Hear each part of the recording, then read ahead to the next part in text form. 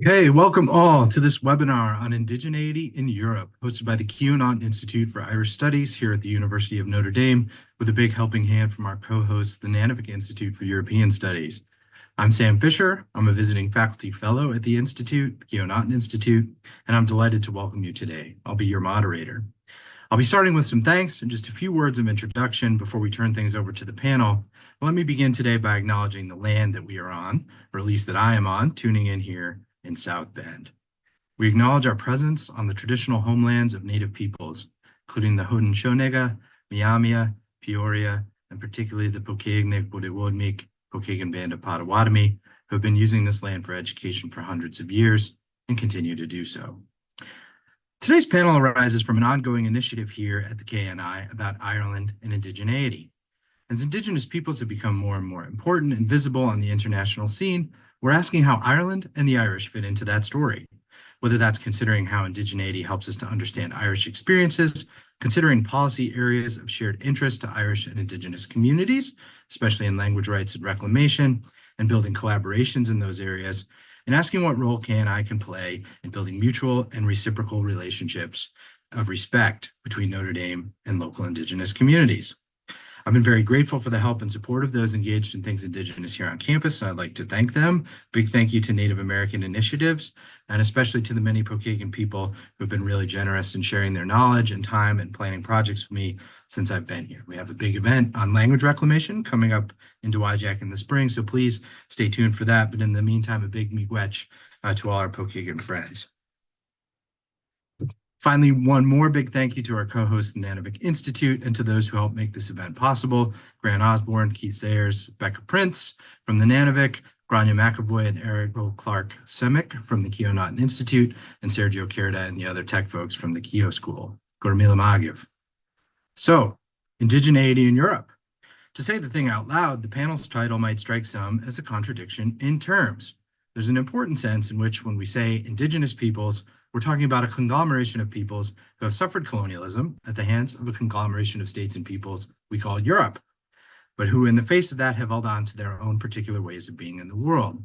From that perspective, indigeneity in Europe doesn't make a lot of sense. But it's more complicated than that. We're, of course, putting this panel on in partnership with the Nanovic Institute, whose ongoing projects on European peripheries, whatever we might think of that particular term, do cause us to remember that the peoples of what we call Europe had and have a very wide variety of histories and present-day realities. That's meant that in some respects, Europe has been part of the global Indigenous peoples movement from the very beginning. The Sami peoples of the Scandinavian countries were there from an early stage, as our panelist Annika, I'm sure, will remind us, and as Norway's recent apology for its Norwegianization programs has again underlined. And it's clear in many statements from those who were involved in the formation of the international Indigenous peoples movement that they often saw Ireland and Wales, two places which are today not usually thought of as officially Indigenous on the international scene, as very much part of a growing international coalition. They visited both of those countries in the 70s. Scottish Gaels, meanwhile, are in the middle of discerning together whether indigeneity makes sense as a way of describing their goals as a language community. So there's a wide variety of ways that European peoples have been connected to or full participants in the Indigenous peoples movement historically and today, and an even wider variety of ways they have understood themselves in connection to it. So it's very much a relevant topic for Europe and for the global Indigenous peoples movement, but Europe's colonial history at the same time does make that complicated. So we've gathered a panel today to help us wrestle with that complexity and think about the relevance of indigeneity in the European context. Our panelists come from multiple countries and work in a diverse array of fields, and they'll each tell us a bit about their own work and its connection to indigeneity before we move on to Q&A. We're hoping to have a really rich discussion today, so don't be shy with the questions. It's time for me to throw it over to the panel, but allow me to say a few words of introduction before I do. I want to mention first that we're missing our fourth panelist, Hannah McGinley, who had an unforeseen conflict arise and isn't able to join us. She would have been speaking about her work in education as a member of the Pavi Irish Traveler community. It's a really important perspective for this conversation, and we're sorry to miss her. The group that we do have with us today is excellent. First, we have Fergal McUnrity, who is a scholar and Irish language activist. He's a product of the Irish medium education system in Belfast. He attended Bunscoil Phobal Ferste and Meonscoil Ferste, and is author of the book Language, Resistance, and Revival: Republican Prisoners in the Irish Language in the North of Ireland. These days, he's working full-time in the Irish language revival movement as the director of Glór na Móna, an Irish language youth and community organization. He's also a member of Andram Jerg, the grassroots language activist group, and the Irish language GAA club, Lakewood Loch Low. Our second panelist is Annika Pasanen, a professor of Sami sociolinguistics at Sami University of Applied Sciences. She holds a PhD degree in Finno-Ugric studies, and her main research topic has been revitalization of the Inari Sami language.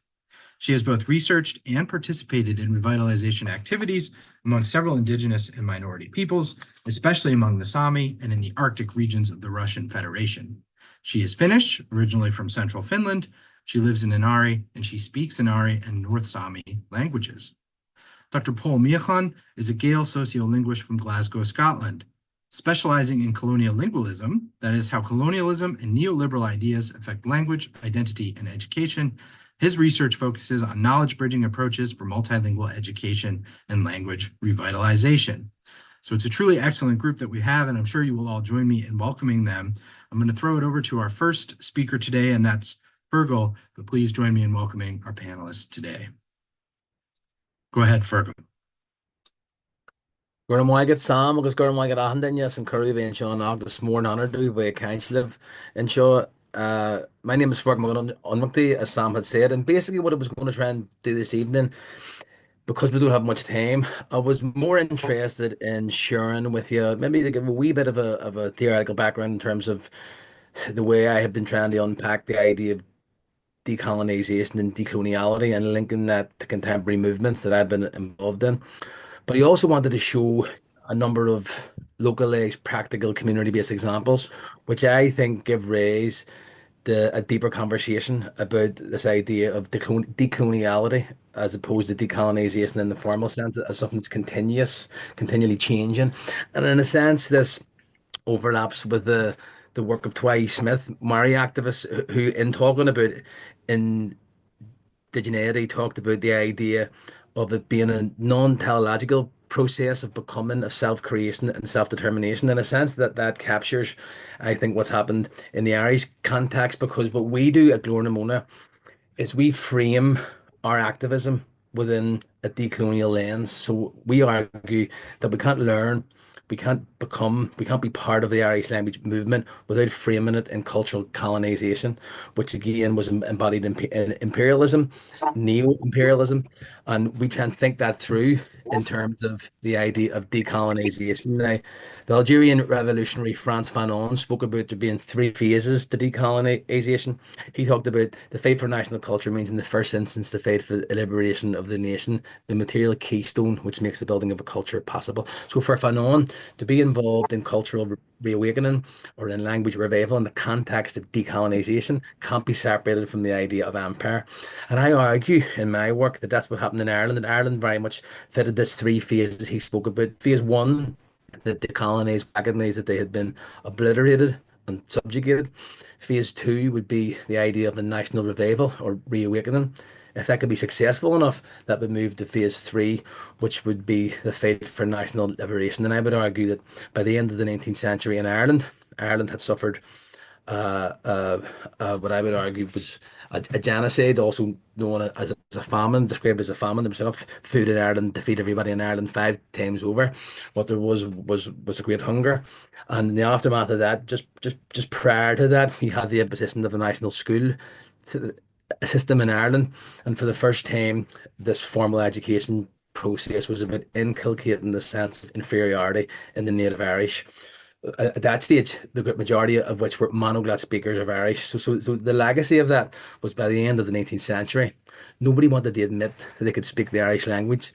The famous Irish language activist Douglas DeHage would talk about the Irish speaker or the Gaeilge or the native Irish being like the abominable snowman. Such was the shame associated with the Irish language. And what happened thereafter with the Gaelic, the formation of the Gaelic League in 1883, the foundation of Common Lucas Gael in 1884 was about reawakening, it was about decolonisation, and I would argue that Patrick McPherson would famously say when the Gaelic League was established, the Irish Revolution began. So that began, it kind of brings us into this idea of the three phases that Fanon talked about. But in the work that we do, we also use Brazilian educationist Paulo Freire, who talked about this idea of uncovering alienated culture. But Freire talked about was knowledge of the alienated culture leads to transforming action, resulting in a culture being freed from alienation. And I argue in the work that we do that corresponds with the work of people like Twai Smith, who talks about this idea of decoloniality as a continuous process of learning and renewal. She talked about this idea of reclaiming a voice in the context of colonization is about reclaiming, reconnecting, and reordering ways of knowing which have been submerged, hidden, or driven underground. And thinking this through in a pedagogical sense as trying to access what he described as alternative knowledge or an alternative way of doing things. And I argue that that's basically what we try and do at Glornamona because we're based in one of the most underprivileged, disadvantaged economically areas in the north of Ireland. We're also based in an area that suffered disproportionately during the recent military conflict in the north of Ireland. Some of you may have heard of the Ballymurphy massacre, which was a famous massacre where a British army basically murdered 11 local civilians here over a period of 3 days. And they would have at that stage been a classic army of occupation. It's complex sometimes when we're thinking about indigeneity, when we're looking at the complexities of those who live in Belfast. A lot of them, my own family included, came to Belfast at the end of the 19th century. Well, a lot of them came from different parts of Ireland during the famine period who were forced out to come north to work for works. So their actual personal family identities are very hard to trace. So it's something that it's more complex and nuanced, which is why when we try and think through the idea of decolonization, I think we're trying to imbue that with an analysis that can inform action that's about retrieval in the present sense. So what we have tried to do with Laura and Mona is think through that idea of ideology, of radical ideology, in order to imbue those people, those in our community anyway, people who have suffered a lot during the conflict here, and the revival of the language becomes a bit a term that we would use in Irish would be agua or reconquest. And what you find is those people who would be raised as speakers of English, when they learn the Irish language as a second language, they go through a process which was very similar to what people like Paulo Freire talks about when he talks about this idea of conscientiation or critical consciousness of those people moving from fears of these feelings of inferiority to feelings of empowerment, bringing us back to the idea that he spoke about transforming action. And what happened in Belfast was people set up their own schools, which were essentially head schools, where they built the schools themselves. They were independent from church and state. Often there was a struggle and there was discriminatory practices by the state in order to refuse or to hold the school back. And that created a process whereby those activists became politicized through the campaigning and development process. And it created a whole cadre of activists who then became and emerged as leaders in the Irish language movement. For the work that we do, we put a huge emphasis on young people and this idea of Irish medium youth work or using the Irish language as an informal way to inspire young people in terms of the language. Now, the reason this was interesting because I know I want to fly through a few of these examples, but one of the concepts that we could come up with was Oberoiga Luhisak or the Indigenous youth work model. Now, I wonder if I'm able to share a wee slide here. Hopefully it'll work for you here. I'll be able to show it. Is it is that visible? Can you see that there, Sam? Yeah. Yep, we can see it there. Yep. So in the Indigenous youth work model, you'll see the concept of the tree and crown, which we're talking about roots being buried deep underground and coming out. And you'll see that this has been translated from the English. But you'll see here the traditional youth work model would talk about a lot of this stuff. They would talk about approach and ownership and relationships and community, language. and we have in politics and participation. So this is looking at the idea of critical thinking, the Freudian model to inspire those to think conceptually about the world and how they can change the world. And this is one of the things that we, the Oberoi Guhusak, has been imbuing our young people with a sense of political consciousness that has been informing their work. One example we often use in passing is a young lad who came to our youth club called Liam O'Hanna, who's now become world famous through his role in Kneecap as Makara. He's now an actor because the film is well known. He was one of the people who came through the youth club, and one of the ways that he expressed this activism or this indigenous model of youth work activism was through song, was through hip hop, and was through art. And that's one of the things the past and the work that we do.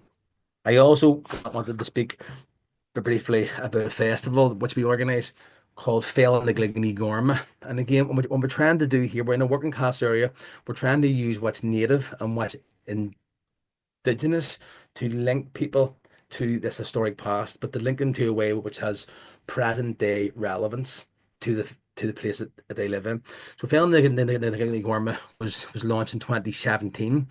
During that period of time, there had been staggering figures that had come out in the media that between 1998 and 2018, over 4,000 people in the north of Ireland had unfortunately taken their own lives. So more people had died through suicide than had died over the 25 years of military conflict in the north of Ireland. Now, all the research on this showed that it was to do with the intergenerational impact of the trauma, where people would tend to take their own lives after the conflict or in the post-conflict period. So the festival was an attempt to challenge that and to use the language as part of that. So Fell in the Gligny Gorma was talking about the bluebells, the Black Mountain, which is beside us, would have been a forest and would have been deforested 200 years ago as part of the deforestation process in Ireland, which is again was part of the colonial process here, and there remains a forest, and every a small forest, and every May the bluebells would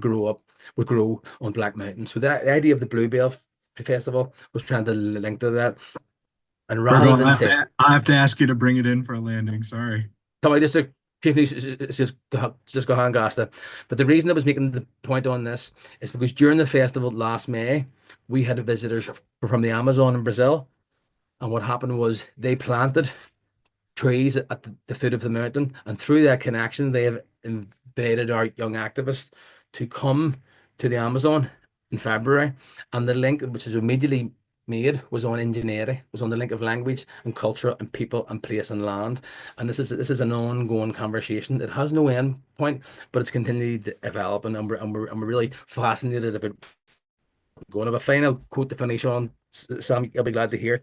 Back to Twy Smith. She talked about this idea of the past are stories, local and global. The present are communities, cultures, languages, and practices. All may be spaces of marginalization, but they have also become spaces of resistance and hope. For me to Wycliffe. Oh, Sherlock, thank you very much, Virgil. I just do want to mention before I throw it over to Annika, I didn't say this at the beginning, but those who do have questions, you can enter them into the Q&A section here on the Zoom webinar or on the YouTube feed if you are watching there. But at this point, I'm going to go ahead and turn it over to our second panelist, that's Annika, who'll be talking to us about her work in Sami language revitalization. Terva, pyöri ehid, tervota anarist. Hello you all, and good evening and greetings. It is evening here in Finland, or in the Samiland. And greetings from Inari Anar, land of the Sami. And I would like to start by showing you a map on Sami languages and the Sami and our region here, because I'm quite sure that not all of you are super familiar with these basic facts about the Sami and Sami languages. So let me try to share this map. Okay, I hope it's okay now. Yes, we can see it, Annika. Yes, wonderful. So there's a lot of stuff in this map, and some facts also in a written form.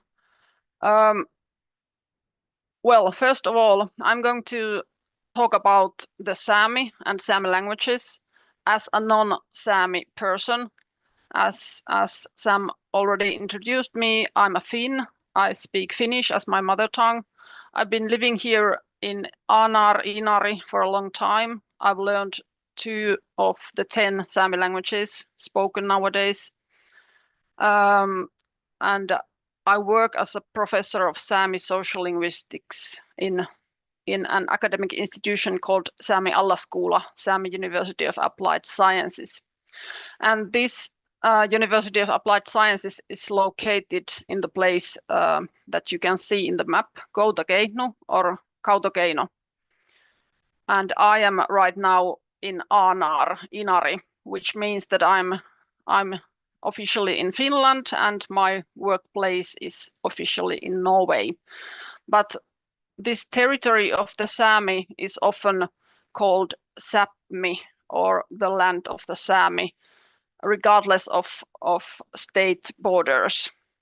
The Sami people is the only officially recognized indigenous people in the territory of European Union, which of course naturally already tells a bit about the problematics of the concept of an indigenous people, because naturally there are several other groups that could be defined as indigenous peoples in the territory of European Union. So the Sami people are living in the territory of 4 states, Norway, Sweden, Finland, and Russia. There are altogether 10 separate Sami languages spoken, or actually the number 8 in the map, Ahkil-Sami or Akkala-Sami. It is probably not spoken nowadays, but it is still recognized as one of the 10. Inari-Sami, which is the main focus or has long been my main focus of research, is one of the smallest Sami languages. It is nowadays spoken by approximately 450 speakers. Nobody knows for sure. And actually, we lack that kind of basic knowledge about amount of speakers of each Sami languages. But there are probably some dozens of thousands speakers of all these Sami languages altogether. And by far the biggest and most vital and most used of all Sami languages is the number 5 in the map, North Sami or Northern Sami. So I've been basically using decades by working with Inari Sami or Anar Sami language. I wrote my PhD thesis about like the entire revitalization process of Inari Sami language. And I have to say that Inari Sami is one of these successful examples of revitalization processes at global scale. If we take the amount of speakers into account.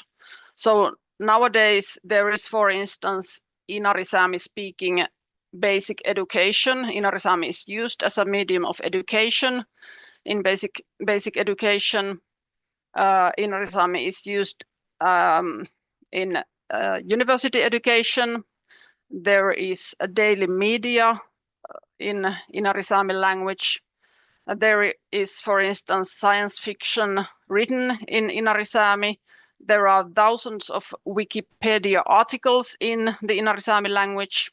It is actually one of the best represented language at global scale in Wikipedia regarding the number of speakers. So Inari Sami is gradually taking over the world. But nowadays, when working in Sami Alaskoula, I work with all Sami languages, and I have to emphasize that these 10 Sami languages are living in the most various and most different circumstances. In Nordic countries, Norway, Sweden, and Finland, Sami people are acknowledged as indigenous people, and there are at global scale quite good and stable conditions for language revitalization and some other issues too. But naturally, on the Russian side of the Sapmi, the situation is completely different. So I'm really happy to be in this panel today, and it made me think about the concept of indigeneity, maybe also at a little bit wider scale. As a social linguist, I work with languages, and of course, languages are linked to the indigeneity in many ways. And much of what Fergal already brought to this discussion is true also in the context of the Sami. Actually, my own institution, Sami University of Applied Sciences, is one very important factor and scene of this decolonization that the Sami people are already have been working with already for decades. Part of decolonization and relearning and transformation and like healing of this intergenerational trauma that is obviously very much influencing the Sami people these days. Okay, now I will stop sharing my screen. I think you saw what you had to see. Actually, I have to mention that the Inari Sami people and Inari Sami language revitalization is an excellent example of the importance of global collaboration and knowledge sharing, because two of the main factors or methods of revitalization have been adjusted here in Anar based on the example of other indigenous peoples. First, the language nest. The idea of the language nest came to Inari in the beginning of 1990s. It was a famous social linguist or language activist, Tuve Skutnap-Kangas, who told about language nest Kohanga Reo movement of the Maori people of Aotearoa here in Anar in a seminar in the beginning of 1990s. And Inari Sami language activist happened to be in that very seminar, and they immediately understood that this is something that is needed also in Anar. And another very important method of revitalization that has been adjusted in Inari is so-called master-apprentice language learning method that actually I have been personally working with a lot, because I was a part of the planning team of the first 1 year lasting intensive education of Inari Sami language for adults, which was organized in 2009 and 10. And we decided to learn about Master Apprentice Language Learning Program of California. That has been written, for instance, by Lian Hinton. And we found out that this is a perfect method for our education too, and it became one of the most important and most beloved part of this adult education, and it is still used. So these examples have been of great importance to the revitalization of Inari Sami language. So, Annika, yes. I might have to pause you there and move on. Yes, to Paul, I was about to stop. I think I used my time. We'll have a chance to talk some more about those programs in the Q&A, I'm sure. So thank you. Paul, can I turn it over to you? Yes, thank you. Can everyone see this? Okay. Thank you for the invite to speak today. I'm going to be talking a little bit about my work, reasons for that, and also for my research. I'm then going to be talking about colonial lingualism more specifically, what that is and what that looks like. And then I'm going to pose the question, how can we address colonial lingualism and the Gaelic crisis in the Gaeltacht, also known as the Scottish Highlands and Islands in a Scottish context? So first of all, có misha, smisha palmiach an shiblo, sé Gael a hunum, rugag agus hoch mi an glasachu an an elapa, son a use the jas a ha mi hálach, agus hai nuring ho a vi a brin rave in you. So my name is Paul Megan Chiblow. I am a Scottish Gael social linguist. I was born and raised in Glasgow, Scotland. My family, particularly my mother's side of the family, is from the Isle of South Uist, and it's an honor to be speaking with you all today. My research is motivated by the harms of colonization and imperialism on Indigenous languages and speaker communities worldwide. And for my conceptualization of colonial lingualism, I draw on my own experiences as a Gael brought up in Glasgow by a mother from South Uist. My work is also influenced from conversations with my Anishinaabe family here in Turtle Island, also known as North and Central America. These experiences have influenced my work and research in colonial lingualism and language education. Gaelic, an endangered Indigenous language in Scotland, was not available to me growing up in Glasgow in the education system. I could hear Gaelic all the time around my fluent grandmother, who moved the family to Glasgow for work when my mother was a teenager and she lived down the same street from us. However, one day I asked my gran to teach me Gaelic, and she says, "Oh, no, you don't need it." And I remember feeling a little bit hurt at the time, and I didn't fully understand why she would say that. But now, as an adult who is reclaiming Gaelic myself as an adult learner, I understand more. So over the centuries, Gaelic and Gaelic culture were almost eradicated due to many factors, such as the forced eviction of the Gaels from their traditional lands and territories during the Highland clearances in the 18th and 19th centuries, and the near destruction of traditional Gaelic clan-based society after the Battle of Culloden in 1746 by British government and imperial forces. And here, notably, this is where the chief of the McGilveries fell. That is my mother's name. So this image holds particular resonance for me and my own personal background. 1 year later, in 1747, one of the first uses of the word colonization in English appears in a text by Samuel Boyes, which speaks about the colonization of the newly depopulated parts of the Scottish Highlands.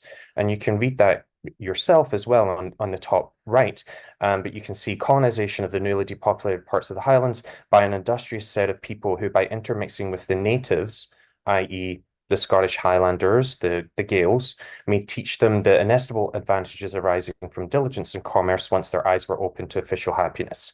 And this care was entrusted to the Society for Propagating Christian Knowledge in the Highlands, which I quote, may in time greatly contribute to the desirable end of reforming and improving the Highlands by erecting schools for the use of the English language and diffusing the true knowledge of the gospel through those regions for long benighted by ignorance and superstition. And in more recent times, members of my own family and older generations recall being beaten for speaking Gaelic in the classrooms and being told to speak in English. So unsurprisingly, all of these, the multi-generational and psychological impacts, we've touched a little bit on trauma, I'm hearing, and I'll come back to that later, of oppression has led to the near destruction of family and community language transmission of Gaelic, as evidenced here in the picture by the declining numbers of Scottish Gaelic speakers. So, Indigenous and minoritized languages and communities worldwide have been subjected to processes of genocide and destructive policies and legislation, as I've detailed in some examples previously. Studies estimate one language is quote unquote lost every 1 to 3 months. However, this is not natural, nor is it unavoidable. And here's a quote by renowned scholar Stephen May: language loss is not only, perhaps not even primarily, a linguistic issue. It's much more to do with power, prejudice, unequal competition, and in many cases, overt discrimination and subordination. So all of this has led to my conceptualization of colonial lingualism. Structural, systemic, and institutional changes are urgently needed to address ongoing tools of colonization that exist in the present day, such as colonial lingualism. I defined colonial lingualism as the privileging of dominant colonial languages, knowledges, and neoliberal viralizations of diversity in education and policy. In the interest of time, I'm not going to go through all of these, but this is just to spotlight some examples of what colonial lingualism looks like in mainstream education, such as monolingual learning environments, English only, decontextualized, disembodied language comprehension tasks without any regard for culture or for historical contexts, regarding standard forms such of language and privileging the Western print canon, deprivileging land-based and place-based education, semiotic literacies and repertoires such as body art, pictographs, standing stones, and finally, physical and mental punishment for speaking a heritage, minoritized, or indigenous language. And on that final note, bringing it back to the Scottish Gaelic context and the crisis we are now in, here is an example of a Twitter post. We were talking about the Machi Crochi in college yesterday, and I found this quote about it for anyone who thinks Gaelic died out naturally. So the Machi Crochi was a tessera board that was handed around, and I'll just read the bottom part here. Archibald, who was a boy at school, subjugated to for speaking in Gaelic. They were severely belted, and a tessera board was hung around their neck. And if they had not betrayed another Gaelic-speaking classmate by 4 p.m., they got another belting. If this child had not handed over the board by the morning, attendance at school and other belting was administered, and so on. So that's just an example of how languages do not just die. So in the Gaelic context, more specifically, the Gaelic activist and campaign group Mishneach has said, and rightfully said, there has been a long list of legislation and policies enacted by Scottish and UK authorities, which show clear intent to carry out what we can now define as cultural genocide. Now, going back to this issue of trauma, the trauma associated with this has multi-generational and psychological effects, such as mass language shift, social, economic, and social political inequities, decline in self-esteem, speakers' own self-esteem and self-worth. Example being my own grandmother who's saying, you don't need the language for what I believe she was trying to protect us from harm. And this has all led to the Gaelic crisis. Intergenerational transmission of Gaelic in the Gaeltacht has almost been destroyed. So the long-term effects of these harmful practices on Gaels, their communities, and their descendants has not been addressed. In fact, there's been recent calls for reparations. Here, a recent article in the Herald saying no other part of this land faced a sustained form of ethnic cleansing. It's time the Highlands and Islands got reparations for the sins of the clearances. And these ideologies, colonial lingual ideologies, colonial mentalities have been internalized, as some people on the panelists have pointed out, due to centuries of harm and trauma. So there is a need for more support for Gaels and the Gaelic-speaking heartlands, such as good jobs and good housing, suitable housing, and Indigenous communities must be protected at a legal level with the support of national and international institutions. And using a quote here again from Mishneach, the identity of the Gaels as a people, nation, or ethnic group within Scotland should be recognised in Scottish law, together with appropriate measures for the vindication of the rights of the Gaelic people as an Indigenous minority. So some concluding remarks: revitalisation of language, culture, and self-worth must be encouraged and strengthened, and this involves addressing legacies of trauma. Indigenous Gaelic communities in crisis must be protected from colonial lingualism and neoliberal forces such as corporate interests. And all speakers in the meantime and all networks must be encouraged. And that includes semi-speakers, heritage speakers, or completely new speakers in urban settings such as in cities or online, both in, as I mentioned here, both in Indigenous, online, and urban communities. Tapaleith, thank you for listening. Okay, thank you very much to all of our panelists. That was a really fascinating conversation, and I'm really excited for us to get to the Q&A. So if you hadn't had a chance to get your questions into our chat window yet, please do. We have a couple for us to get started with, but before I do that, I just do want to say thank you to all of our panelists for these really kind of thought-provoking conversations. And there's a lot of overlaps and commonalities that we're seeing in the the work that you guys are doing and that you kind of brought to the table for us today. So thank you. I may want to start with a big question that we have in the chat, and this is for everybody, but maybe Fergal, I know you have to run, so maybe I'll ask you to just weigh in first on this. And this is a question that asks, how much is geographical localization considered in assigning or reclaiming indigeneity? Do you have to live in a place for a certain period of time to be considered indigenous? Who determines these criteria? Are there universal standards accepted as defining what indigeneity is? So in many respects, what we have here is kind of the definitional question that is looming behind a lot of the work that you guys are all doing. So maybe I'll ask you each to address that, but we'll start with Fergal. Would that be okay? Well, Gordon, I suppose my take on that would sometimes be when we're even speaking about colonialism in Ireland. Obviously, I was based for a period in Queen's University, Belfast, and there'd be historians there who argue that Ireland isn't a colony. So Ireland can't be considered a colony. So how could there be a decolonization process? And sometimes what you find is this. I suppose the revisionist historical trend in Ireland is all about trying to systematically unpack these different categories and definitions in order to exclude people out of them or in them. And I think that sometimes it's unhelpful to get lost in the weeds redefinition around a lot of this here stuff, because I think it's probably unhelpful in trying to understand the different dynamics at play. One of the things that we have found in Belfast is that we would work very closely with our colleagues in the Gaeltacht, which would be much closer in comparison to what Paul was talking about there, where the language has been spoken by an Indigenous community for 4,000 years. Now, a lot of those people who live in Belfast would be descendants of those who were from different parts of Ireland, who at one stage or another were native speakers in Irish, going back to 200 years. What we have in Belfast is a second language learning community reviving the language as part of a decolonial process, but it's not a million miles away from what's happened in the Gaeltacht. And now what we've been doing over the last period of time through the West Belfast Language Plan is building links with the different Gaeltacht areas, and we're actually bringing together the different commonalities and the differences, and working out where the learning can be shared. But I think what's key to it all is the positive impact that reclaiming the language and being involved in the revitalization of the language has psychologically on those who have been victims either historically of the trauma of language loss or contemporaneously, as in the Belfast area from military conflict here, whereby that again is the legacy of colonization in a more contemporary sense. Getting lost over the differences, I don't think is helpful when we're trying to actually find the commonalities in terms of revival and renewal. Yeah. Thanks, Ro. Yeah, I mean, it's noticeable that Tuai Smith, who you brought into the conversation earlier, kind of really talks about measurement and definition as being kind of really important concepts in dominant Western kind of ways of knowing. So as we think about exactly the European way of knowing, yep. Do Paul or Annika want to weigh in on that question too?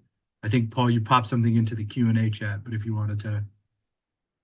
Yeah, they're good questions, and I echo exactly what Fergal was saying. I just popped in something that might be useful. It's from a UN workshop where they rejected the idea of making a universal definition or a formal definition in that regard.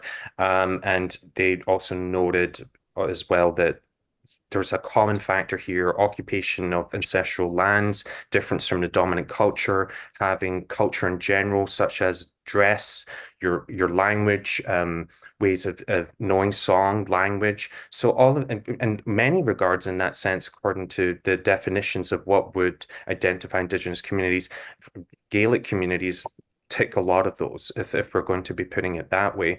One thing to say, like tartan, for example, the tartan or kilts or traditional dress or language or songs, all of these are really important. And importantly, they were tried to be forcefully removed and suppressed through laws and educational acts. So that's just my weighing in on that, but I definitely agree that it is a complex issue, and it shouldn't be viewed as a static thing either, I might say, because there was interesting work I heard from a scholar in Montreal.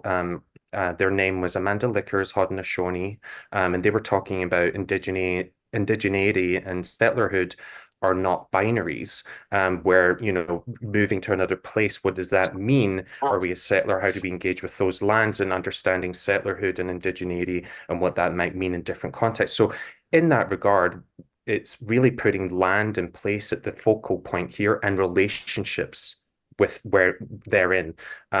So that's just another couple of thoughts there. I'm not sure what if Annika has anything else to add. Yeah, I can just, if I take a look at the question, geographical localization. Yes, of course, it is important, and it's like the defining point at collective level, but not on the individual level. So, of course, nowadays, for instance, Sami people are living in the capitals of our countries, and for instance, of all the Sami children in Finland, already like 75% are living outside the traditional domicile area of the Sami that is defined in Finland.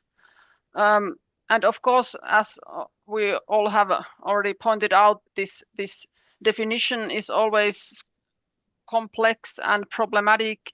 And I, as a social linguist who have been working, for instance, among many minorities of Russian Federation that haven't been defined as indigenous peoples, I find it very problematic to like limit our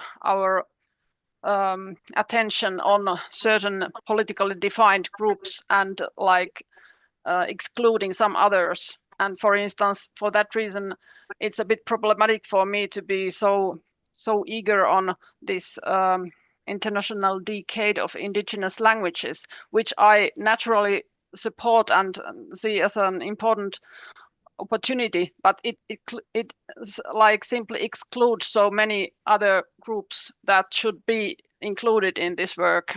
It's kind of problematic for me personally, and I think for many others too.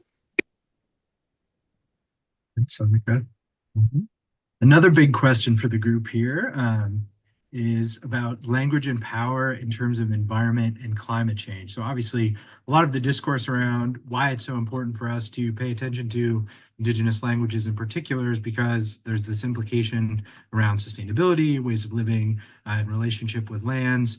So we've got a question from the audience about how environment and climate change has shifted borders, kind of geopolitical hierarchy. So in the cases that you all are dealing with, how has kind of climate change and the associated effects of that kind of become part of your, if I'm summarizing the question fairly, and I think this is the kind of the nub of the question there.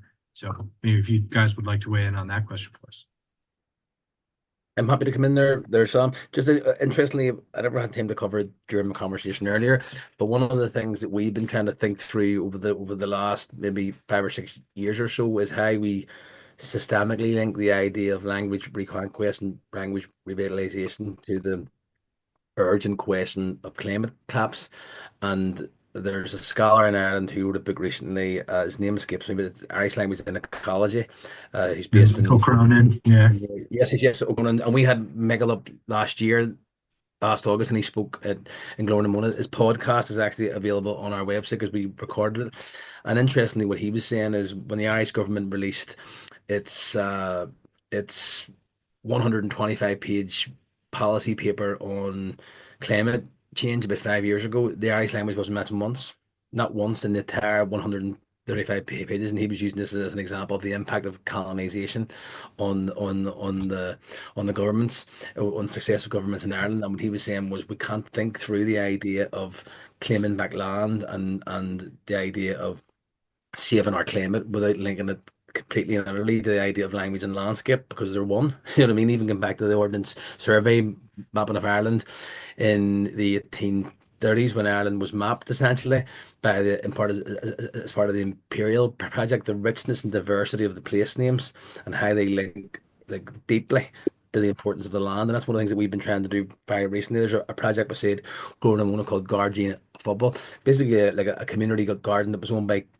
council. That was essentially in in disrepair, and the community kind of occupied it and now have it as a space, and it's tied in exclusively to the work that we're doing in terms of language and using the name of plants and the name of flowers to tell the story of Ireland and the story of the language through nature. And the Black Mountain beside us, again overlooking Belfast, was quarried up until a campaign in the 90s kind of saved the Black Mountain. So there's also a campaign to reclaim the mountain and have it brought back into the public ownership. It would be a hill people would walk. So we're trying to link that to language.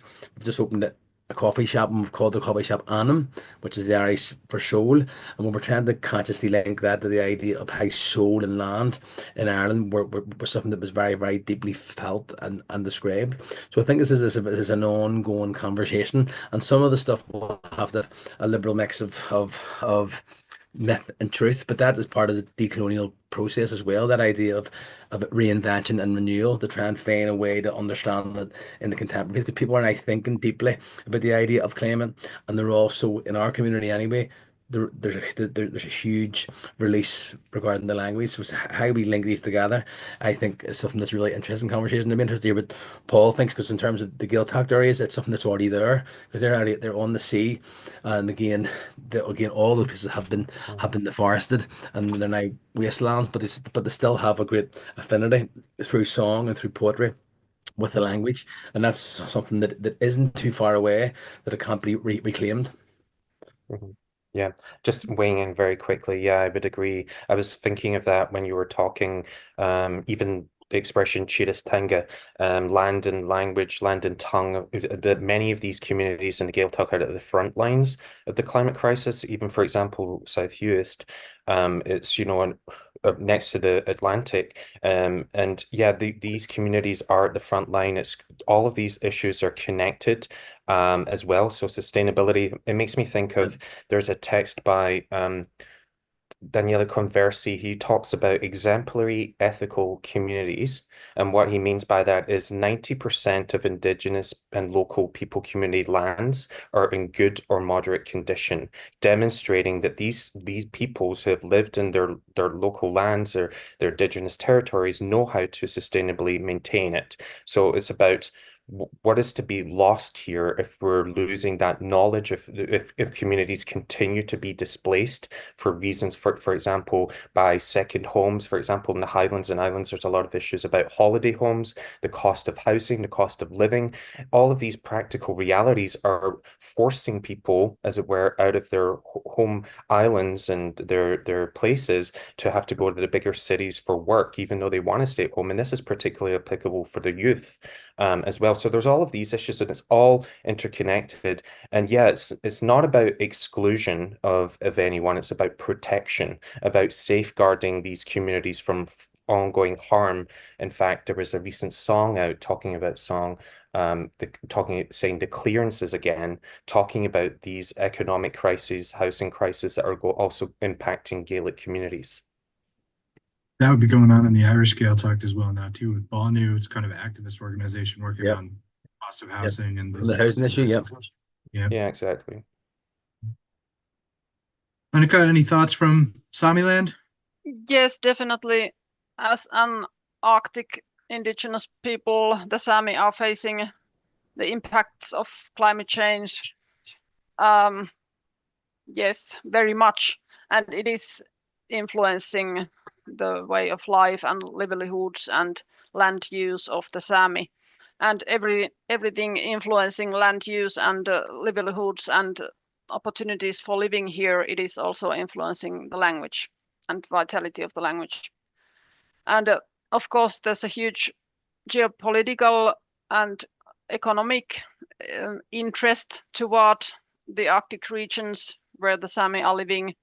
There's huge mining industry entering and already entered the Sapmi, forest cutting, and many other phenomena that are straightforward, like diminishing opportunities for the Sami to live here and practice the way of life that has been practiced. And it is, for instance, influencing reindeer herdery and fishing, and it is like diminishing the knowledge that has been like transmitted intergenerationally Yes, there's a lot to say about this, but maybe that's enough. Okay. Yeah, thanks, Annika. Maybe I'll turn to a question from Daryl here, who says, how does one navigate and differentiate between Indigenous belonging, ethnic identity, and the contemporary induction of Indigenous populations and people under the relatively new European identity, especially within EU frameworks? As a Maltese person, I could draw similarities in many of the topics the panelists touched upon regarding the effect of ongoing coloniality. So we have these kind of languages of indigeneity, but we also have the kind of language of Europe and Europeanization. How are those things kind of going together in you guys' context?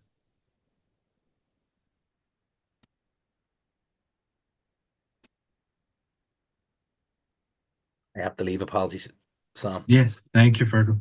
Go on, give a card, Just purely live, bit Mr. Jagwell. It's not stand. Bangor.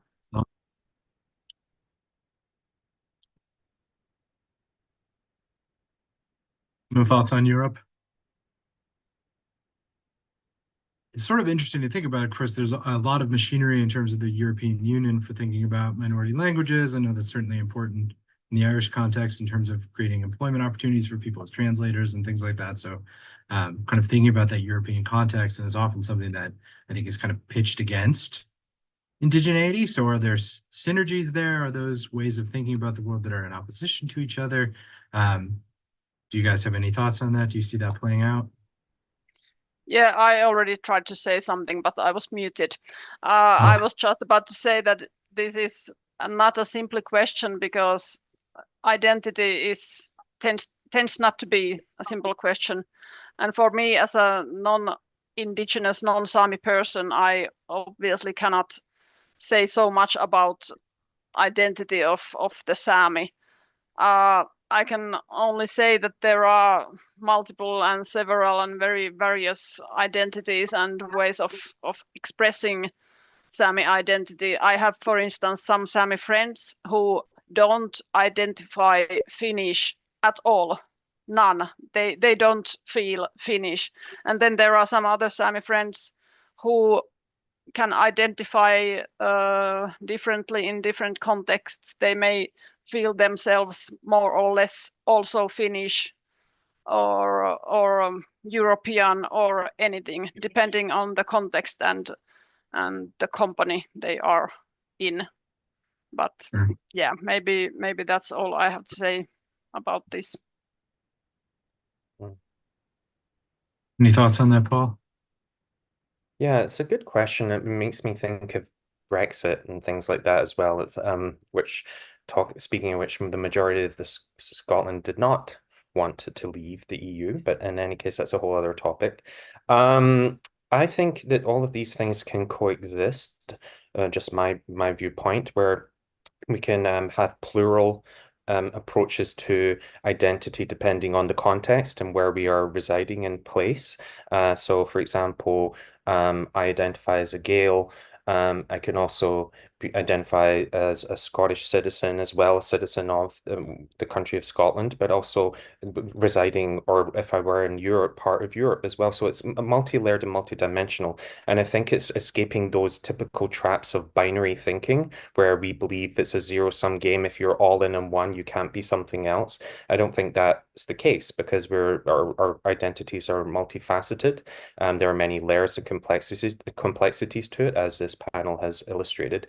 So I think that's a certain lens where, again, just to kind of, it's problematic again to make static definitions of things, where it doesn't leave it open to change or dynamism, or how communities grow or change over time. So yeah, that's when it can become almost exclusionary in a sense. So it's keeping mindful of keeping open thinking, and that's important to keep in mind as well, especially in the EU context, where there's a lot of movements I'm seeing within Europe, a lot of minoritized communities now speaking about their experiences of reclaiming their own languages within the individual nation states like France or Spain or Italy, other countries as well. So there is a movement there. So makes me go back to I did my undergrad in European studies, for example.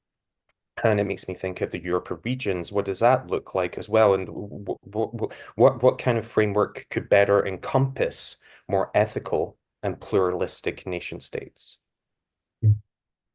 Yeah, that's really interesting. It's making me think of just about this kind of like contextualized identities too. And we've kind of talked a lot, I think, in the conversation about kind of diaspora and people who have connections to languages and communities but don't live in them geographically speaking. And right, and they were going to have really complex kind of overlapping identities to kind of bring to the table where, someone is a Gael in one context, but also, participating in a settler project in some ways from another. And how do we kind of deal with those kind of complex layers of identity?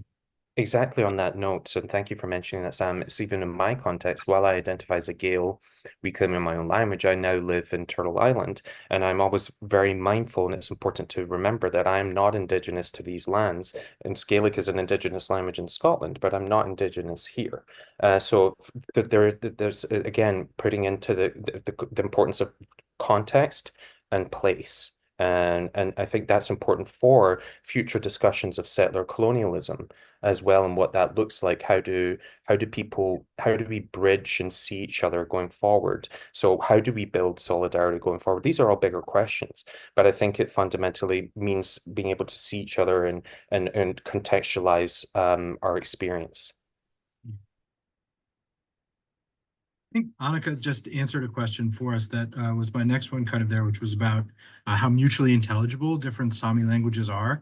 Maybe you just say a couple words about that for us, Annika, before I know you've typed an answer into the chat here. Yeah, For those I monitoring. can just briefly say that it depends on the geographic distance. So usually speakers of neighboring Sami languages can understand each other more or less. It depends on whether they have heard the other Sami language in their life or not at all. But then again, speakers of, for instance, the southernmost Sami language and the easternmost Sami language probably don't understand each other at all. So I think it could be compared to Celtic languages. I'm not that familiar with this issue, but I suppose it's something like. Thanks, Annika. And then there's a question for you here, Paul. Thank you for sharing your insightful work. What role do you think land reform could play in the revitalization of Gael culture and language? Yeah, that's a really good question.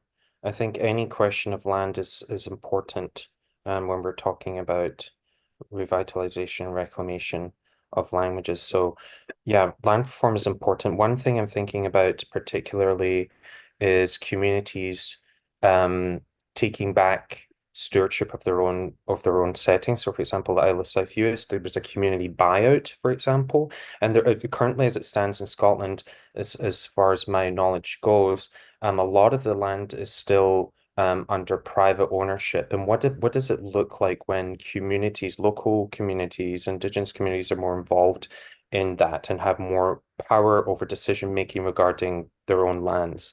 So I think it is a really important question going forward. There's also a big discussion about rewilding, which might be on another topic as well, and how appropriate is that?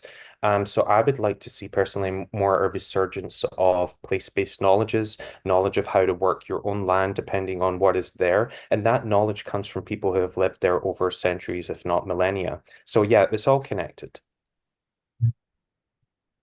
Great. And then we've had a question, and I think, Paul, you've typed in a little bit of an answer to this, talking about kind of criticism of the use of decolonization language in the context of Europe. Is that a kind of a way of cultural appropriation, of not respecting distinctions between kind of indigenous communities outside Europe and those who have maybe had more access to participation in colonial projects in Europe? So do you guys have any views on that question for the audience? Taking, you would say that it's not appropriative, obviously, in these particular contexts, but how do you kind of see the relationship between European indigeneities and maybe indigeneity outside of Europe?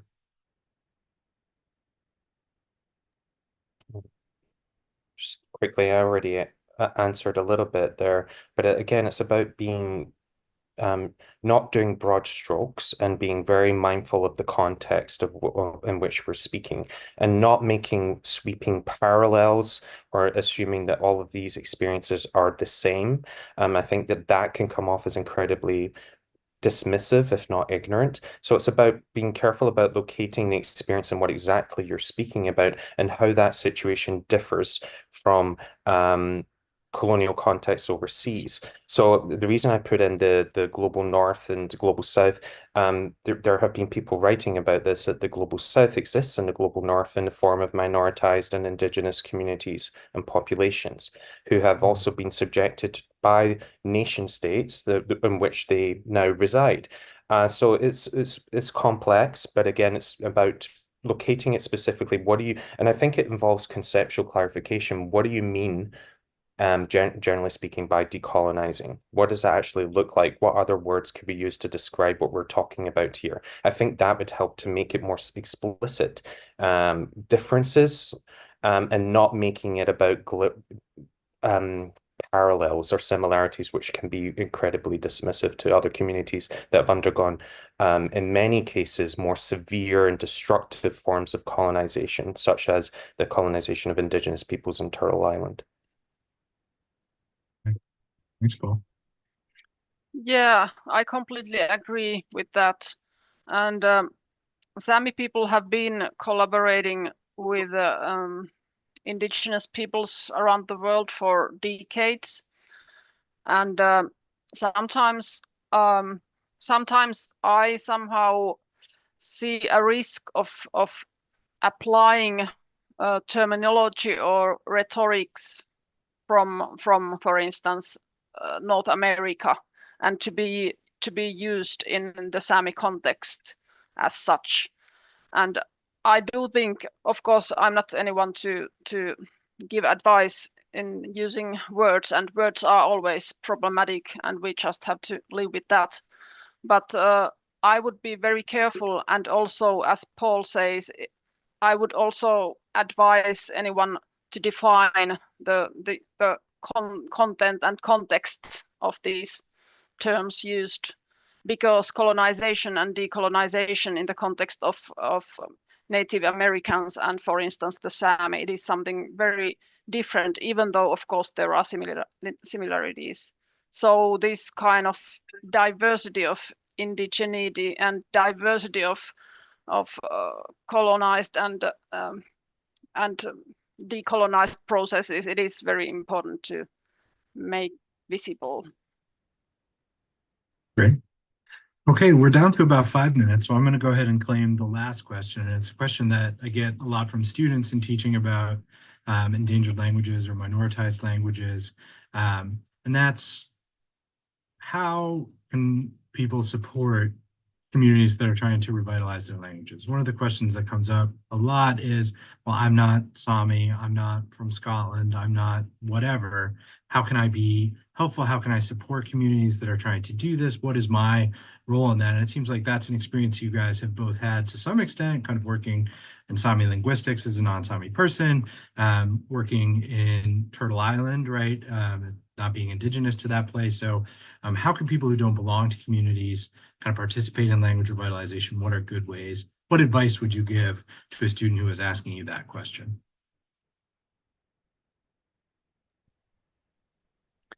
Yeah, that's a huge question with many aspects.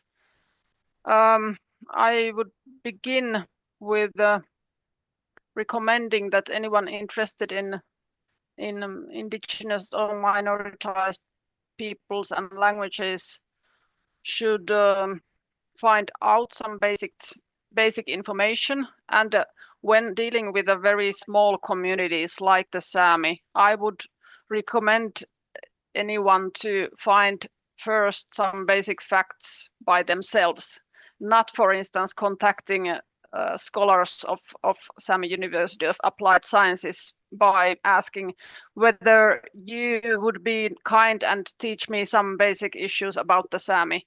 Because even though this international interest toward indigenous peoples is a positive issue, it can also burden small communities quite much, and Sami people have been over-researched, and Sami people are constantly getting these requests and suggestions of collaboration, or purely like teach about your people and your language.